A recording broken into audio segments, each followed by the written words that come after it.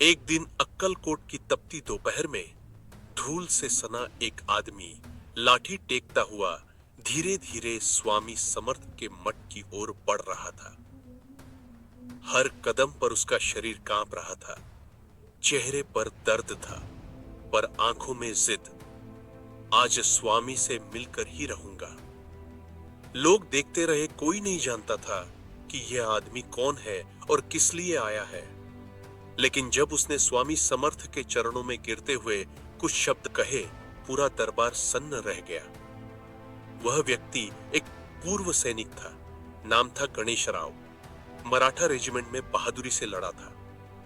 एक भयंकर लड़ाई में गोली लगने से उसका दाहिना हिस्सा लकवाग्रस्त हो गया।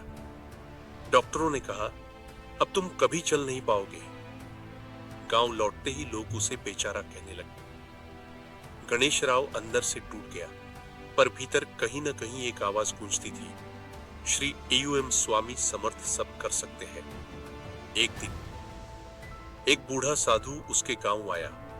उसने गणेश राव से कहा, बाबा को अक्कलकोट में देखो, तेरी तकदीर पलट जाएगी। गणेश राव बोला, मैं तो चल नहीं सकता। साधु मुस्कुराया, विश्वास के पैर सबसे मजबूत होते हैं। यही वाक्य उसके दिल में उतर गया। अगले ही दिन उसने बैलगाड़ी मंगाई और चल पड़ा अक्कलकोट की ओर। अक्कलकोट में उस दिन भक्तों की भारी भीड़ थी।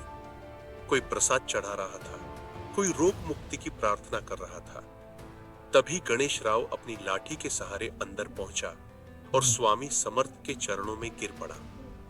वह रोने लगा, स्वामी, मैं अब किसी काम का नहीं रहा, कृपा कीजिए।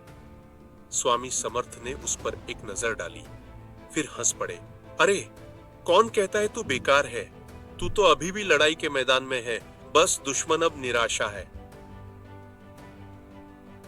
शायद स्वामी समर्थ ने पास खड़े एक सेवक से कहा, अरे, इसको अभी मंदिर के बाहर वाले तालाब में भेजो। बोले, वहां जाकर 3 डुबकियां लगाए। सब हतप्रभ रह गए। भक्तों ने कहा, स्वामी, यह तो चल भी नहीं सकता, कैसे जाएगा? स्वामी बोले, वह चल नहीं सकता या विश्वास नहीं करता। 2 सेवकों ने गणेश राव को सहारा देकर तालाब तक पहुंचाया। पहली डुबकी लगाते ही पानी में हल्की कंपकंपी हुई, पर शरीर में कोई फर्क नहीं। दूसरी डुबकी पर उसने महसूस किया कि उसके पैर कुछ हल्के हो गए हैं, और तीसरी डुबकी के बाद वह खड़ा हो गया। पहले तो खुद को देखा, फिर पानी को, फिर दोनों हाथ जोड़कर आकाश की ओर देखा। जय श्री स्वामी समर्थ। गणेश राव बिना सहारे वापस मठ की ओर भागा। दरबार में प्रवेश करते ही लोगों ने देखा, वह वही सैनिक है, पर अब उसके चेहरे पर चमक थी, जैसे भीतर से कोई सूर्य फूट पड़ा हो। स्वामी समर्थ मुस्कुराए, अब तू सैनिक नहीं, साधक है। तेरे शरीर को शक्ति मैंने नहीं दी, तेरे विश्वास ने दी। उस दिन स्वामी बोले, शरीर की बीमारी बड़ी नहीं होती, मन की बीमारी बड़ी होती है। जो विश्वास करता है, उसका आधा रोग उसी पल चला जाता है।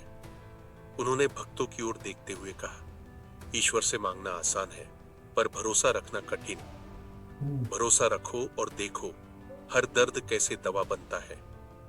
गणेश राव अपने गांव लौटा तो सब उसे देखकर चौंक गए। लोगों ने पूछा, कौन सा चमत्कार हुआ? वह मुस्कुराकर बोला, चमत्कार नहीं, विश्वास हुआ। उसने अपना बाकी जीवन जरूरतमंदों की सेवा में बिताया और हर किसी को यही कहता, स्वामी समर्थ विश्वास की शक्ति है, बस खुद पर भरोसा रखो। अक्कलकोट में जब कोई भक्त बीमार या निराश होकर आता है, तो पुजारी यह कहानी सुनाता है, जिस सैनिक ने अपनी टूटी देह से नहीं, अपने अटूट विश्वास से विजय पाई। कहते हैं, जो इसे सुनकर जय स्वामी समर्थ कहता है, उसके मन का डर उसी क्षण मिट जाता है। स्वामी समर्थ की यह कथा हमें सिखाती है, ईश्वर से चमत्कार की उम्मीद मत रखो, बस अपने भीतर के डर को छोड़ो, क्योंकि जब मन में भरोसा जागता है, तब शरीर, किस्मत और दुनिया सब साथ देने लगते हैं।